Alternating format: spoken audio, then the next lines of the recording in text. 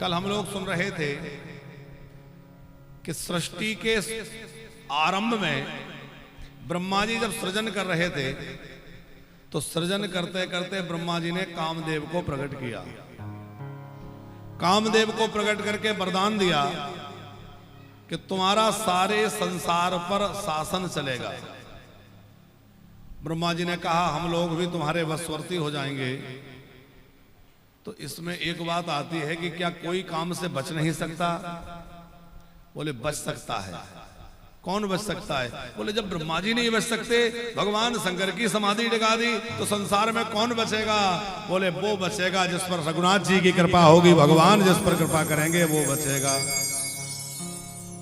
जिस समय कामदेव ने भगवान शंकर के ऊपर बाण चढ़ाया तो जैसे ही उसने बाण लेकर के खींचा, धनुष लेकर के प्रत्यंचा चढ़ाई, खींचा, तो वहां नामदेव जी लिखा है कि सब काम वश हो गए, धरी न काहू धीर, सबके मन मन सिज हरे। किसी के मन में धैर्य नहीं रहा, सबके मन को कामदेव ने मोहित कर दिया। लेकिन इतना लिखने के बाद गोस्वामी जी को होश आया, ध्यान आया कि अरे मैंने लिख तो दिया कि धरी ना काहू धीर, अब उसमें तो सब आ गए, ऋषि मुनि भी आ गए, भक्त भी आ गए, साधक सिद्ध भी आ गए, तो क्या सब लोग उसी गिनती में आ जाएंगे? तुलसीदास जी का नियम था, जो लिख दिया उसको मिटाते नहीं थे, बदलते नहीं थे, जो लिखा गया सो लिखा गया, क्योंकि वो ये सोच के लिखते थे कि राम जी लिखवा रहे हैं। तो इतना तो लिख दिया, धरी न काहू धीर, सबके मन मन सिज हरे। अब क्या करें? तो हनुमान जी का ध्यान किया कि अब आप कुछ आगे बताइए क्या लिखें ताकि बात संभल जाए। तो हनुमान जी ने आगे आकर के पूरा किया, जे राखे रघुवीर ते उबरे तही काल महु। बोले जिन्हें भगवान ने बचाया वो उस समय बचे रहे, बाकी लोग तो सब मोहित हो गए, पर जिन लोगों को भगवान ने बचाया वो बचे रहे।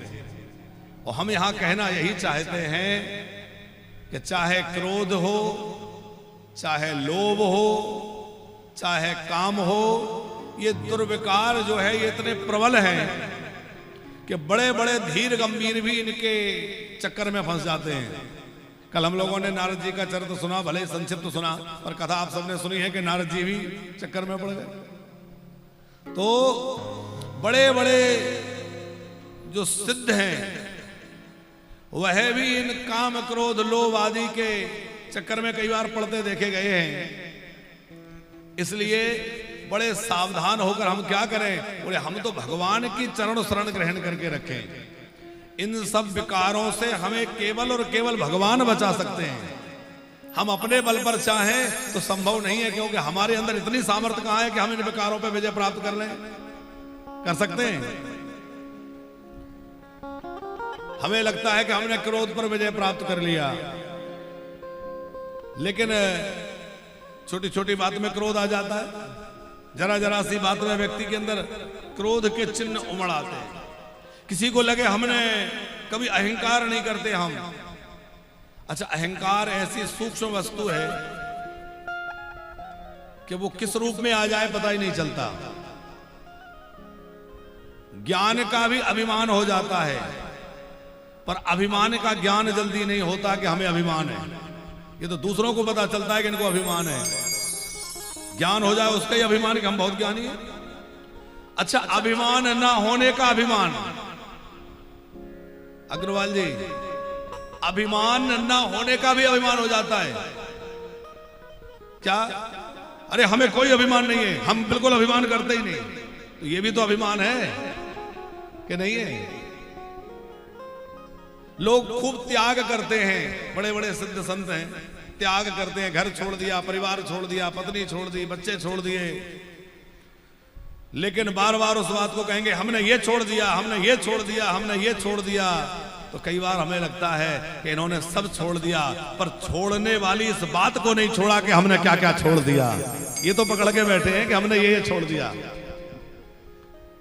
अरे बात तो तब बने जब वो भी छूट जाए कि हमने क्या छोड़ दिया। अरे छोड़ा तो तब होता जब हमारा होता, कुछ हमारा था ही नहीं, मिला था, थोड़े दिन आनंद लिया, जैसे रहे, जो भगवान ने कृपा करी, अब सबसे अलग हो गए। तो छोड़ा क्या? कुछ लेकर आए थे जो छोड़ दिया। क्यों किशनलाल जी? हम लोग व्यर्थ अभिमान करते हैं कि हमने छोड़ दिया। अरे हमने क्या छोड़ दिया? हमारा कुछ था ही नहीं। मिला था, जितने दिन के लिए मिला मिला, चला गया चला गया। अच्छा, इसी प्रकार त्याग वाले के लिए है, और इसी प्रकार अभिमान वो छीन ले कोई, हमसे कोई वस्तु छिन गई, समाज ने छीन ली, प्रारब्धवश चली गई, परिवार ने छीन ली, होता है ना, घर से अलग कर दिया, परिवार से अलग कर दिया, जमीन जायदाद से अलग। तो कई बार तो हम छोड़ते हैं, कई बार छीन लिया जाता है। तो छीन लिया जाए तब भी यही बात मन में रखें कि हमारा था ही नहीं, तो हम किसकी चिंता करें? जितने दिन मिला था मौज लिया, हमारा था ही नहीं तो हम क्यों रोए? हमसे पहले कोई और इस संपत्ति का मालिक था, और हमारे बाद कोई और इस सब का मालिक हो जाएगा। थोड़े दिनों के लिए हमें ये सब संयोग बना है, तो बस इसका आनंद लेते रहना है। इसमें उलझना नहीं है कि ये हमारा हमारा हमारा। जो राम जी करें, जैसे रखे राम जी, हर जैसे रखे राम जी रहना चाहिए। जैसे रखे राम जी रहना चाहिए। ओ जैसे रखे राम जी रहना चाहिए। जैसे रखे राम जी रहना चाहिए। ओ माने अपमान सब सहना चाहिए। मान अपमान सब सहना चाहिए। ओ माने अपमान सब सहना चाहिए। मान अपमान सब सहना चाहिए। जैसे रखे राम जी रहना चाहिए। जैसे रखे राम जी रहना चाहिए।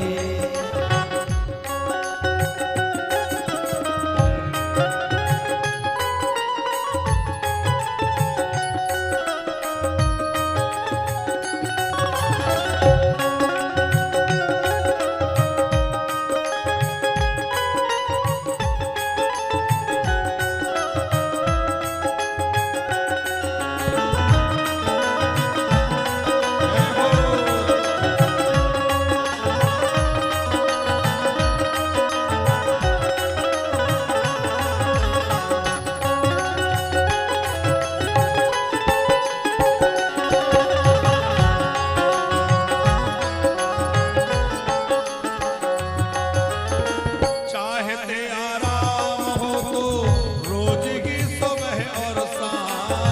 चाहते आराम हो तो रोज ही सुबह और शाम। ओ चाहते आराम हो तो रोज की सुबह और शाम। चाहते आराम हो तो रोज ही सुबह और शाम। ओ सीताराम सीताराम कहना चाहिए। सीताराम सीताराम कहना चाहिए। सीताराम सीताराम कहना चाहिए। ओ जैसे राम जी रहना चाहिए। जैसे रखे राम जी रहना चाहिए। अरे सीताराम सीताराम कहना चाहिए।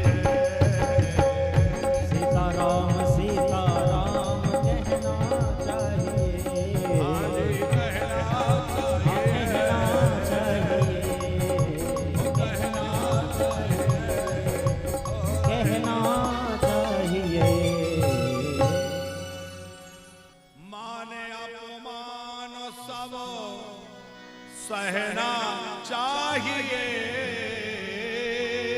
मान अपमान सब सहना चाहिए। अरे जैसे रखे राम जी रहना चाहिए। जैसे रखे राम जी रहना चाहिए।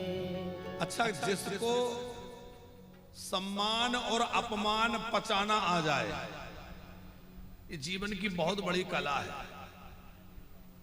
नामदेव जी, व्यक्ति अभिमान को, वो व्यक्ति अपमान को तो सहन कर लेता है, पर सम्मान नहीं पचता।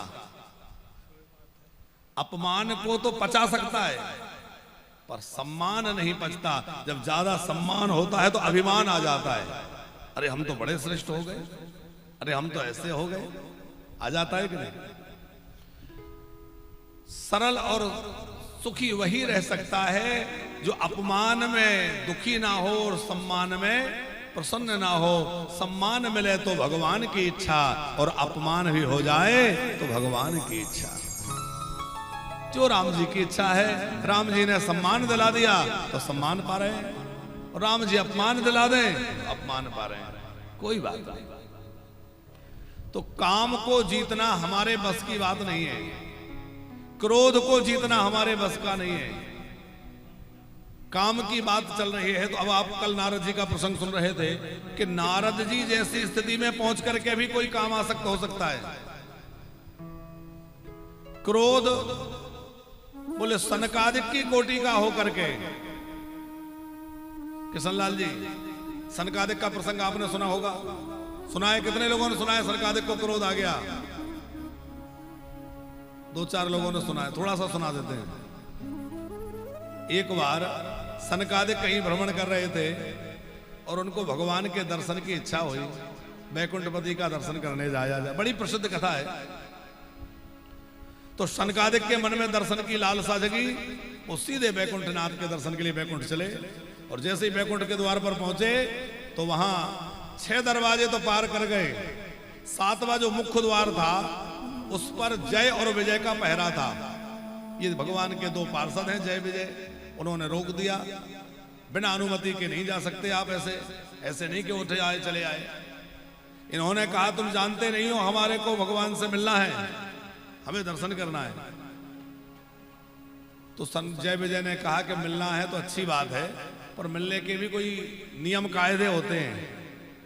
भाई आपकी परिचय है, जान परिचय है किसी अधिकारी से, वो ठीक है, पर वहां का कुछ प्रोटोकॉल भी तो होता है कि नहीं? वहां का अपना कुछ नियम तरीका होता है। तो आप थोड़ा रुकिए, हम पूछते हैं, पहले अनुमति लेते हैं, अनुमति होगी तो आप जाइए।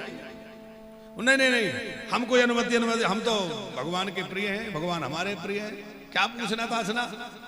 ये पूछना ताछना दूसरों के लिए होता है, अपनों के लिए थोड़ी होता है।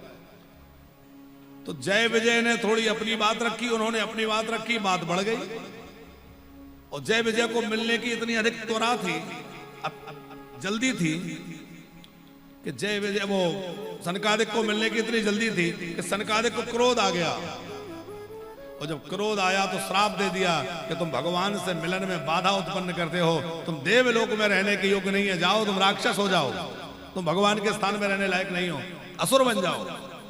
राक्षस होने का श्राप दे दिया। कौन बने वो दोनों? पहले बने हिरण्याक्ष और हिरण्याकश्यपु, फिर बने रावण और कुंभकर्ण, और फिर बने शिशुपाल और दंतवक्र। ये 3 बार उनको आना पड़ा। भगवान ने कहा तुमने कितनी बार मनुष्य होने का, राक्षस होने का श्राप दिया है? बोले 3 बार। तो बोले ये 3 बार जाएंगे तो मैं 4 बार जाऊंगा। क्यों? बोले इसलिए कि इन्होंने जो अपराध किया है वो मेरे द्वारा किया गया अपराध है। सेवक का अपराध भी तो स्वामी का ही अपराध है। आप वानप्रस्थ में आए हैं, अब कोई भी कर्मचारी आपके साथ अभद्रता कर दे, कोई गड़बड़ कर दे, तो किसका दोष माना जाएगा? चाहे जो करे, पर दोष तो हमारा ही माना जाएगा, क्योंकि भाई महाराज जी की व्यवस्था है। माना जाएगा कि नहीं? भले ही किसी कर्मचारी के द्वारा कोई बात हो या किसी के द्वारा हो, पर वह माना हमारा ही जाएगा। हम तो यहाँ बहुत ध्यान रखते, यही कहते भैया तुम लोग यदि किसी से गलत बोलोगे, किसी को परेशानी हो तुम्हारे कारण होगी, तो जिम्मेवारी हमारी होगी। क्योंकि लोग हमारा चेहरा देख के आ रहे हैं। टीवी में आप जुड़े, जो लोग टीवी के माध्यम से जुड़े या यूट्यूब फेसबुक से जुड़े, तो किसका चेहरा देख के जुड़े? भाई महाराज जी को हमने टीवी में देखा था, तो प्रायः लोग महाराज जी को देखकर आए कि नहीं? महाराज जी को सुना था, महाराज जी को देखा था, महाराज जी के कारण हम यहां तक आए। अब यहां आकर के कोई और इधर उधर करे या कोई और बात बताए तो पीड़ा होगी कि बताओ हम तो महाराज जी को देख के आए थे और यहां तो ऐसा हो रहा है।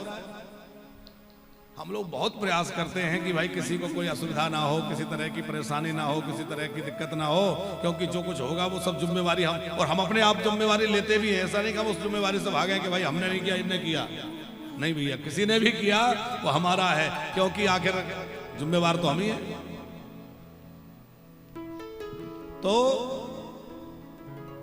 भगवान ने कहा कि मेरे पार्षदों ने आपका अपमान किया या मेरे पार्षदों ने आपको रोका है, दुखी किया है, तो इनको आपने 3 बार जो है राक्षस होने का श्राप दिया है। ये 3 बार जाएंगे, मैं 4 बार जाऊंगा। 4 बार आए भगवान, पहले बराह बनकर, फिर नरसिंह बनकर, फिर राम जी बनकर और कृष्ण जी बनकर। 4 बार हुए कि नहीं? तो ये कथा हम किस प्रसंग में सुना रहे थे? ये सुना रहे थे क्रोध के, कि सनकादि जैसी स्थिति में जाकर भी क्रोध आ सकता है। सनकादि तो निरंतर भगवत भजन में लीन रहने वाले हैं, इतने निर्विकार हैं कि उनकी आयु 5 वर्ष से अधिक कभी होती नहीं है। जैसे 5 वर्ष का बच्चा होता है ऐसे ही बने रहते हैं। उन्होंने वरदान मांगा हुआ है कि हम कभी 5 वर्ष के बच्चे से अधिक वय के ना हो। इनकी आयु तो बहुत है, क्योंकि ये सबके पूर्वज हैं। सबसे पहले सृष्टि में कौन प्रकट हुआ? ब्रह्मा जी ने सृष्टि का सृजन करना आरंभ किया तो मानसी सृष्टि पैदा करी। और मानसी सृष्टि में सबसे पहले कौन उत्पन्न हुआ? सनकम चा सनंदनम चा सनातनम मतात्मभो। सनक, सनंदन, सनातन, संत कुमार, ये 4 ऋषि सबसे पहले प्रकट हुए। अच्छा, सबसे पहले किशनलाल जी सनक आए। एक संत बड़े प्यारी बात कह रहे थे, बोले सृष्टि में सबसे पहले उत्पन्न ही सनक हुए, तो जिसको सनक ना लगे कुछ करने की, बोले वो कुछ नहीं करता। सनक समझते हो? अरे भैया, इसको तो ये काम करने की सनक लगी है। जैसे हमें वानप्रस्थ बनाने की सनक लग गई कि बनाना है। बहुत लोगों ने कहा महाराज जी इसमें आपका क्या? नामदेव जी, कई लोग तो ये भी बोले, इतना मेहनत कर रहे हो आप, बना रहे हो, दिन रात लगे हो, रात भर सो नहीं पा रहे हो, भाग रहे हो, ये कर रहे हो, ये बताओ सब अपना अपना कमरा लेके बैठ जाएंगे, आपको क्या हाथ लगेगा? हमने कहा हम उनको देख करके आनंद लेंगे कि भाई इतने लोग ब्रजवास कर रहे हैं और उन सबके साथ हम भी आनंद लेंगे। एक बड़े अच्छे प्रतिष्ठित कथा व्यास, सब नाम लेना यहां से ठीक नहीं होगा, जो टीवी में प्रायः बने रहते हैं।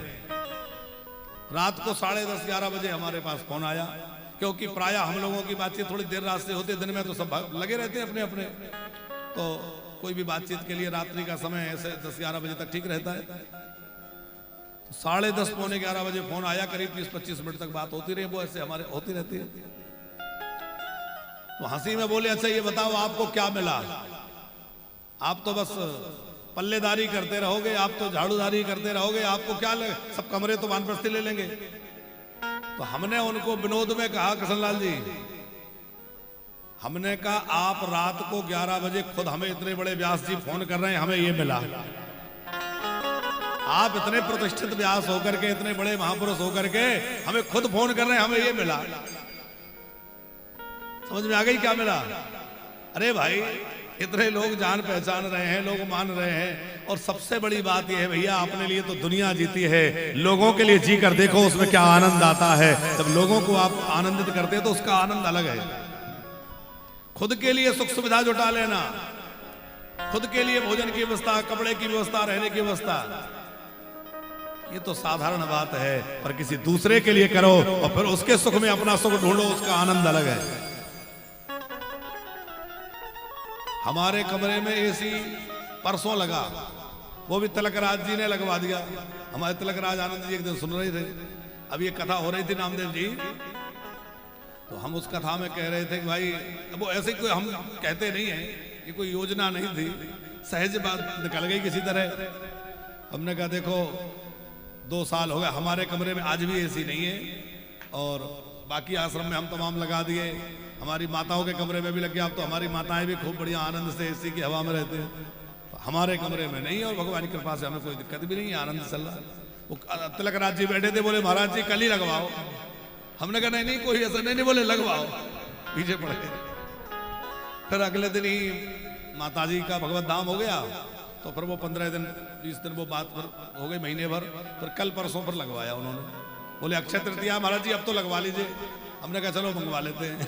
तो फिर अक्षय तृतीया को परसों नरसों मंगवाया, उसके एक दिन बाद लगा।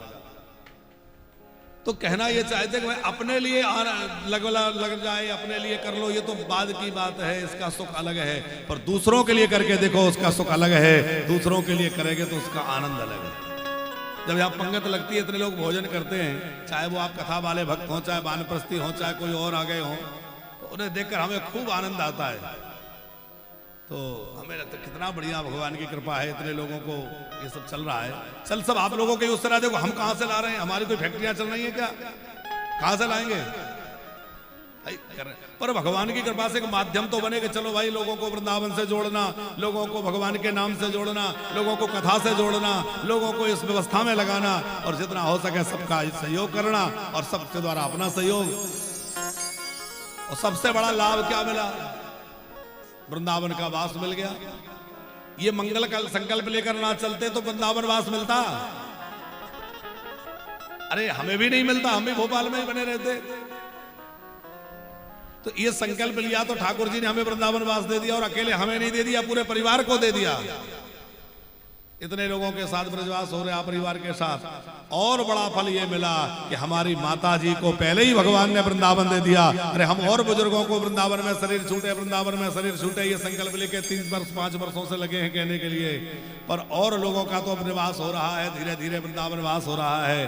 और भगवान ने कृपा करके हमारी माता जी का वृंदावन में वास हुआ, यहीं वो रही, अंतिम समय वृंदावन में रहा, और आखिर में उनका शरीर भी वृंदावन में छूटा, और उनके सब संस्कार भी वृंदावन में संपन्न हुए। कितने महापुरुष श्रद्धांजलि सभा में आए, बड़े बड़े महात्मा महापुरुष सब आए, और सबने अपनी अपनी भावांजलि पुष्पांजलि समर्पित की, और सबने यही बात कही, भाग बड़ो वृंदावन पायो, भाग बड़ो वृंदावन पायो। भैया ये बहुत बड़ी बात है कि वृंदावन मिल जाए। बड़े बड़े संत पूरे जीवन वृंदावन वास करते हैं, पर अंतिम समय में उनको कोई ऐसा रोग हो जाता है कि बीमार हो गए तो दिल्ली इलाज कराने ले गए। कोई ऐसा कारण बन जाता है, वो किसी कारण बाहर चले गए और वहीं शरीर पूरा हो गया। कितने लोगों की ऐसी चर्चाएं हैं। पर भैया ये एक सच्चे हृदय से पवित्र संकल्प लेकर लोगों को धाम वास और धाम में शरीर छूटे ये संकल्प लेकर चले हैं, उसी का ये परिणाम है कि आज माता जी का भगवत धाम में वृंदावन में हुआ, और इतना सब ये हो रहा है। ये सब उसी संकल्प का परिणाम है। तो क्रोध का नाश भी हम नहीं कर सकते। क्रोध का नाश कैसे होगा? बोले वो भी भगवान की कृपा से हो सकता है। काम, क्रोध और लोभ, लोभ में भी बड़े बड़े त्यागी लोभ में आ जाते हैं। तो भैया काम, क्रोध और लोभ ये तीनों बड़े भयंकर शत्रु हैं। इन भयंकर शत्रुओं से हम अपने सामर्थ्य से नहीं बच सकते। थोड़ा भी मन में ये आ गया ना कि हमारे द्वारा काम को जीत लिया गया, या हमारे द्वारा लोभ को। हमने किशनलाल जी एक अनुभव किया कि कभी मन में आ जाए कि हमारे मन में ज्यादा लोभ नहीं है, और जैसे ही मन में आया कि लोभ नहीं है, ठाकुर जी कोई ना कोई ऐसी लीला करेंगे कि ये सिद्ध हो जाएगा कि नहीं लोभ तो है। माने अपना बल यदि लगाओगे कि हमारे बल से लोभ रहित हो गए तो निश्चित ही गड़बड़ होगी। इसको भगवान क्या बल मानी है भैया, भगवान की कृपा है। यदि भगवान के भरोसे हो जाओगे तो फिर आपका काम कुछ नहीं बिगाड़ सकेगा, क्रोध कुछ नहीं बिगाड़ सकेगा, लोभ कुछ नहीं बिगाड़ सकेगा। भगवान का आश्रय में आ जाओ कि रहो सदा शान से भरोसे भगवान के। कैसा गाते हैं? नीलेश जी को पता होगा, राजेश्वर जी गाते थे, रहो सदा शान से भरोसे भगवान के।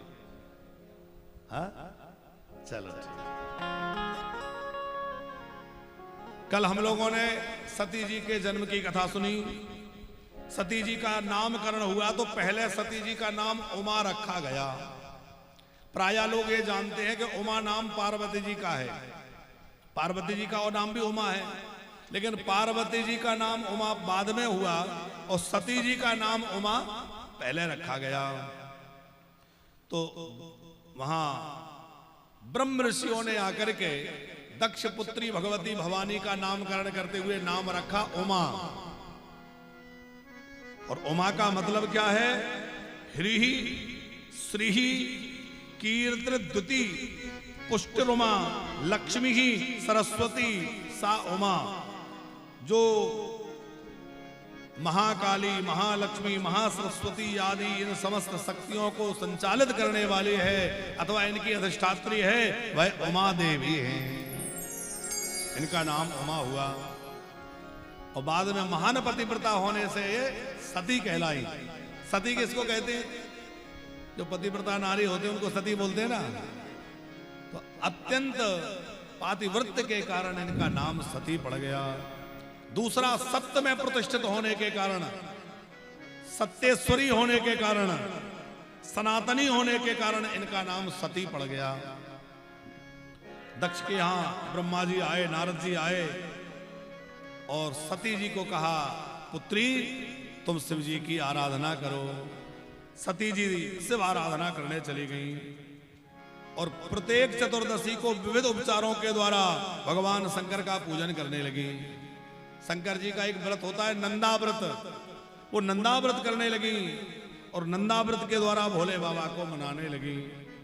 फिर तपस्या करने गई और सती जी ने खूब भगवान शंकर की आराधना करी। जैसे पार्वती जी ने तपस्या करी है, सती जी ने भी तपस्या करी है।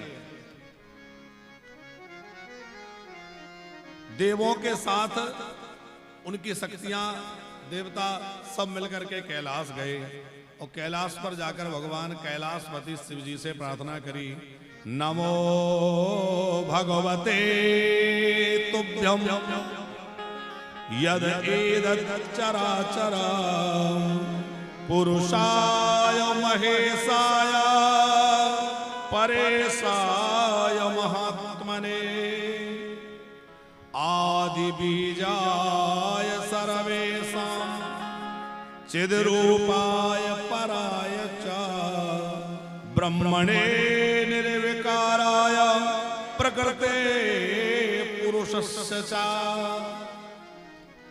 इन विविध स्तोत्रों के द्वारा शंकर जी की स्तुति देवताओं ने करी। हे भगवान महादेव आपकी जय हो, हे परम पुरुष परमात्मा आपकी जय हो, हे परेशान, हे ईशान आपकी जय हो। आप ही सृष्टि के आदि बीज हैं, आप चिद्रूप हैं, आप ब्रह्म रूप हैं, आप निर्विकार हैं, आप प्रकृति से परे परम ब्रह्म परमात्मा हैं। इस प्रकार देवताओं ने स्तुति करी। भोले बाबा ने कहा, देवताओं क्या बात है, बड़ी लंबी चौड़ी स्तुति कर रहे हो, क्या बात है? तब सब देवता बोले, बाबा हम चाहते हैं आप विवाह कर लें। और सती जी की तपस्या की बात कही। तवई वो कृपया संभव सुराणाम सुमो सुखमुत्तमं नाशयित्वा सुरान् नाशयित्वा सुरान् घोरान् जगत स्वयं। हे महादेव, आप सती जी से विवाह करिए और देवताओं को प्रसन्न करिए। आपके विवाह उत्सव का दर्शन करके सब आनंदित होंगे। पहले तो शिव जी ने कहा, देखो भैया विवाह करना ये लोक बंधनकारी है, ये बंधन में डालने वाला है, हम इस चक्कर में नहीं पड़ेंगे। फिर भोले बाबा ने विचार किया कि यदि मेरे विवाह करने से सबका हित होता है तो कोई बात नहीं है, मैं विवाह कर लूंगा, पर सबका मंगल होना चाहिए। भोले बाबा विवाह के लिए तैयार हो गए। देवताओं ने सती जी को समाचार दिया कि भगवान शंकर का विवाह की स्वीकृति दे दी गई है। उधर दक्ष महाराज विवाह की बेटी की विवाह की तैयारी करने लगे। इधर भोले बाबा सुंदर बारात सजा करके और गए। तो हिमालय पर शिव के पास ब्रह्मा जी पहुंचे और ब्रह्मा जी ने शिव जी को प्रार्थना करी। भोले बाबा ने कहा, ये जाकर के समाचार दो कि हम बारात लेकर आ रहे हैं। तो ब्रह्मा जी दक्ष महाराज के यहाँ गए। दक्ष जो है वो ब्रह्मा जी के पुत्र हैं। ब्रह्मा जी ने कहा, पुत्र दक्ष बहुत बढ़िया तैयारियां करो, भगवान महादेव आने वाले हैं, भोले बाबा बारात लेकर आ रहे हैं। तो अपने पिता ब्रह्मा जी की वचन सुनकर के दक्ष महाराज खूब प्रसन्न हुए और दक्ष महाराज सुंदर आयोजन की तैयारी करने लगे। जब भोले बाबा के विवाह की बारात निकली तो ये पहले विवाह की बारात है, अगली विवाह की चर्चा हम बाद में सुनेंगे। बारात में हाथी, बैल, बाघ, सर्प, बड़ी विशाल बारात भगवान शंकर की सज के तैयार हो गई। भोले बाबा के लिए बारात का सुंदर दृश्य तैयार हो गया। गज गो व्याघ्र सरपाश्च जटा चंद्र कला तथा जगमु सर्वे विभूषण यथा योग्यम स्वेच्छया। भगवान महादेव की इच्छा से यथा योग्य गणों ने शंकर जी का श्रृंगार कर दिया और भोले बाबा सज धज करके बारात लेकर चले। और कौन से महीने में विवाह हुआ? चैत्र के महीना में। चैत्र के महीने में शुक्ल पक्ष की त्रयोदशी दिन रविवार फाल्गुनी नक्षत्र में भगवान शंकर और भगवती सती का विवाह हुआ। और दिव्य विवाह मंडप में जब सती महारानी पधारी तो उनके अमित सौंदर्य को, अमित प्रभाव को, तेज को देख करके ब्रह्मादिक मोहित हो गए। और उस समय ब्रह्मा जी का स्खलन हुआ।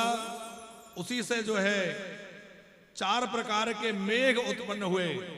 शाम्बर्तक मेघ, आवर्तक मेघ, पुष्कर मेघ और द्रोण मेघ। ये 4 प्रकार के मेघ जो है ब्रह्मा जी के स्खलन से उत्पन्न हुए।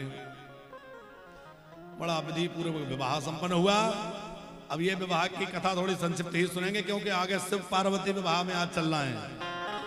फिर वहां से विदा होकर के भोले बाबा आए और भोले बाबा आकर के अपने सती जी के साथ कैलाश पर विराजमान हो गए। कल कहीं हम कुछ एक पढ़ रहे थे तो किशनलाल जी एक कुछ पढ़ रहे थे तो उसमें एक श्लोक आया तो याद आ गया, आपको सुनाते। श्लोक तो याद नहीं हो पाया और श्लोक का भाव याद हो गया। वो विनोद का श्लोक था। विनोद में उस श्लोक में कहा गया कि भाई इस संसार में ससुराल ही सबसे बड़ा सार है। क्या कहा? इस संसार में ससुराल ही सबसे बड़ा सार है। बोले भगवान नारायण भी अपनी ससुराल में क्षीर सागर में रहते हैं और भोले बाबा भी अपनी ससुराल में जो है पर्वत पर, कैलाश पर्वत पर रहते हैं। अब वो भी उनकी ससुराल ही है, चूंकि हिमालय की पुत्री पार्वती है, उस नाते से वो उनकी ससुराल है। तो बोले भोले बाबा और भगवान नारायण जैसे हरि और हर दोनों ससुराल में रहते हैं तो ससुराल ही सार है।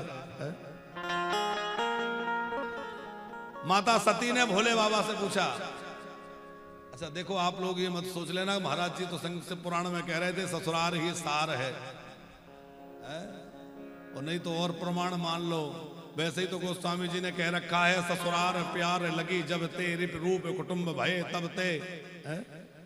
जब से ससुराल बनी, जब से परिवार के लोग तो शत्रु लगने लगे। और महाराज जी कह रहे थे कि शिव पुराण में श्लोक सहित कह रहे थे कि ससुराल ही प्यारी, भगवान हरि, भगवान हर ससुराल में रहते हैं। तो बोले हमें भी ससुराल ही प्रिय होना चाहिए। सब प्रिय रहे पर अपने माँ बाप का ध्यान रखें, अपने परिवार का ध्यान रखें। सती महारानी जब आई तो सती जी ने कहा कि कुछ मुझे उपदेश की बात कहिए। आप किसको ज्येष्ठ श्रेष्ठ मानते हैं, अपने से बड़ा किसको मानते हैं? तो भोले बाबा ने कहा देवी सती मैं तो एक को अपनी मां मानता हूं। कौन? तो भक्ति का उपदेश भोले बाबा ने किया। तन माता मम भक्तिश्च भुक्ति मुक्ति फल प्रदा सुलभा यत प्रसादाद्धि नवदासा प्रकीर्तिता। भक्ति महारानी जो है वो मेरी मां है, भोले बाबा कह रहे हैं। और वो भक्ति कितने प्रकार की है? बोले नवधासा प्रकीर्तिता, वह भक्ति 9 प्रकार की है। 9 प्रकार की भक्ति आप सब जानते हैं, कौन कौन सी है? हाँ, पहली भक्ति है कथा सुनना, जो इस समय हम लोग कर रहे हैं, श्रवणम। दूसरी भक्ति है कीर्तनम। दूसरी भक्ति क्या है? कीर्तन करना। तीसरी भक्ति है स्मरणम, भगवान का स्मरण करना।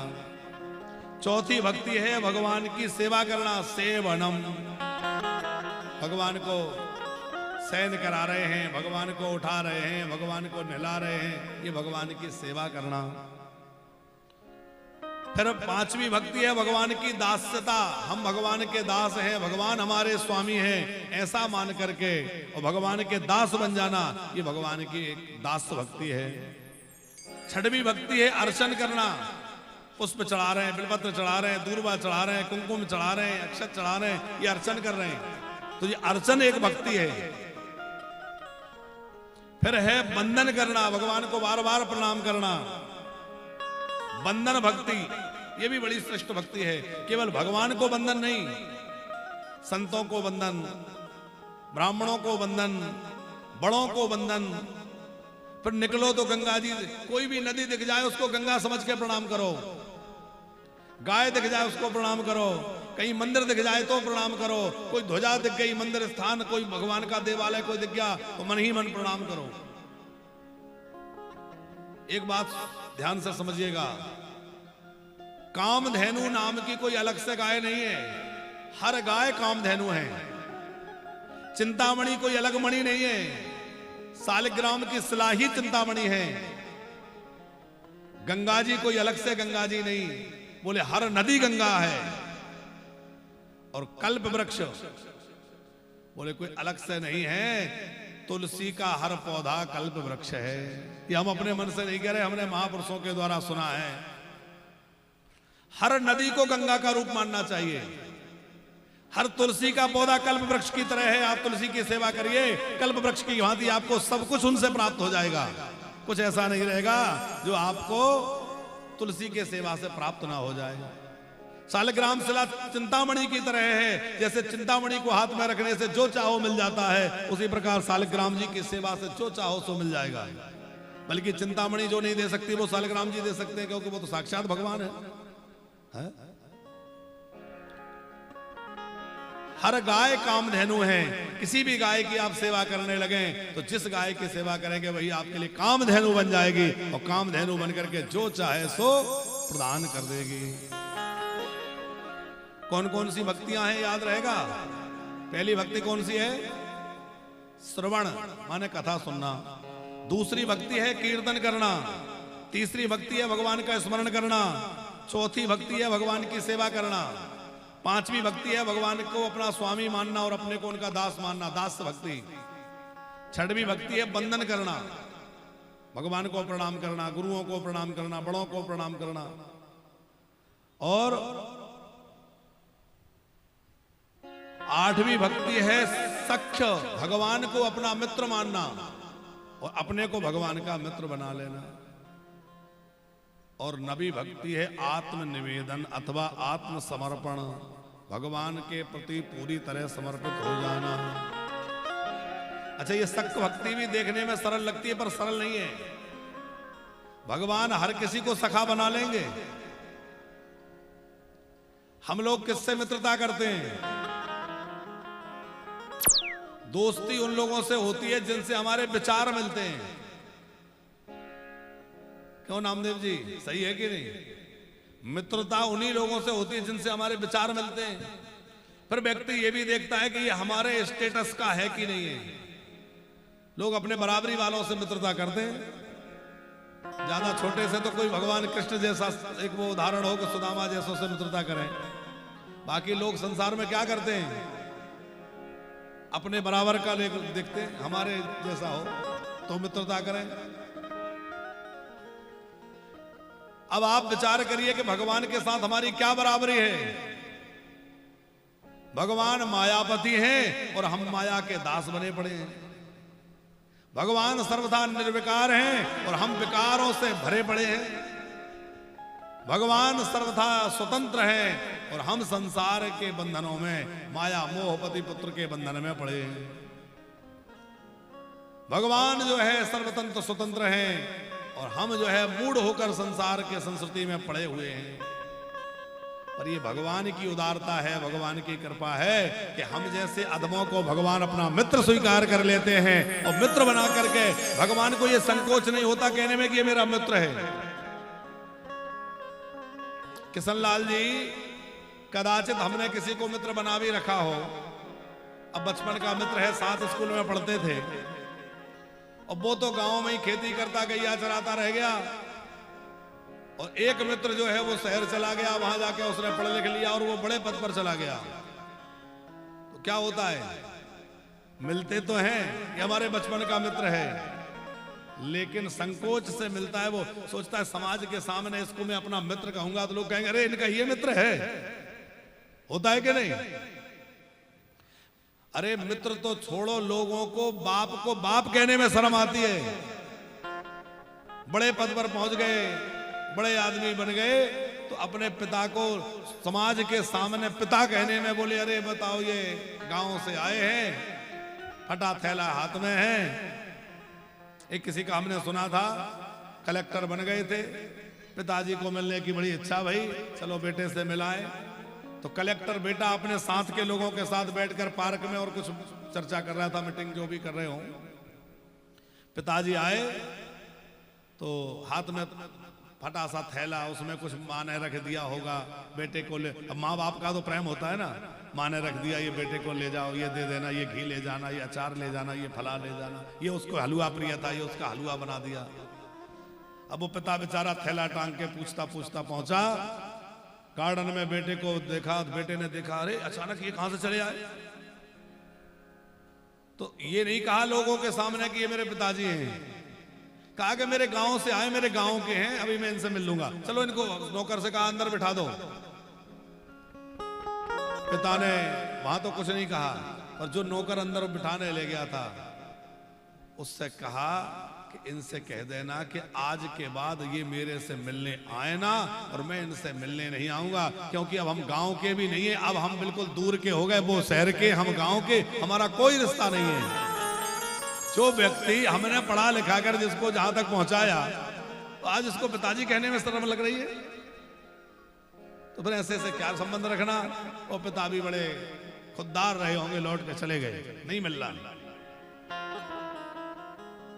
तो हम आपको ये बात इसलिए कहे कि लोग खास माँ बाप को माँ बाप मानने में लोग समाज के सामने मना कर देते हैं, तो कोई गरीब मित्र हो उसको मित्र कहने में संकोच करेंगे कि नहीं?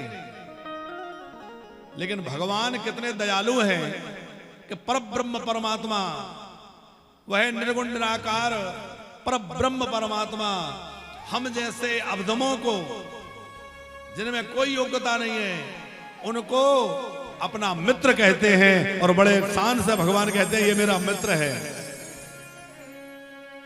तो क्या इसमें भगवान को लज्जा नहीं आती होगी कि इसको मित्र कहें?